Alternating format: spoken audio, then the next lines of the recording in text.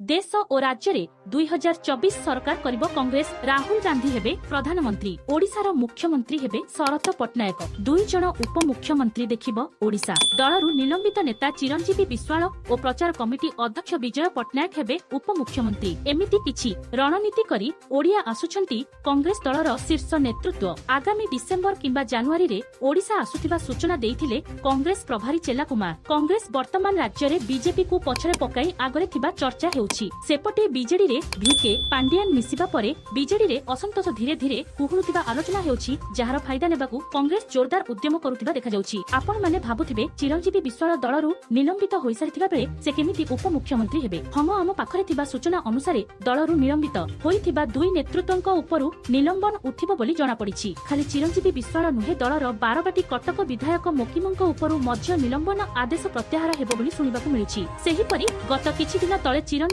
विश्वालଙ୍କୁ जगतसिंहपुर पौर परिषद उपनिर्वाचन रे प्रचार करुथिबा देखिबाकू मिलिथिला। सूचना अनुसारे जगतसिंहपुर पौर परिषदर 6 नंबर वार्ड रे हेउथिबा उपनिर्वाचन रे कांग्रेस प्रार्थी को जिताइबा पई चिरंजीवी विश्वाल जोरदार उद्यम करुथिबार सामनाकू आसीथिला। खाली से प्रचार करुनथिले, तांको सहित कांग्रेस दलर जिल्ला सभापति नटवर बारिकଙ୍କ समेत पीसीसी सभ्य नलिनी स्वाई, राज्य छात्र कांग्रेस सभापति यासिर नवाज, जिल्ला युव कांग्रेस सभापति प्रशांत मल्लिकଙ୍କ समेत बहु दलीय नेता और कर्मी प्रचार करुथिबा देखा जाइथिला। तेणु आलोचना हेउछि तांको उपरु निलंबन उठाइबा पई प्रक्रिया आरंभ होइछि। तेणु आगामी दिन रे देखिबाकू बाकी रहिला केबे निलंबन आदेश प्रत्याहार हेउछि। आगामी दिन रे कांग्रेस रा प्रदर्शन केमिति रहुछि। ब्यूरो रिपोर्ट जागृति ओडिशा।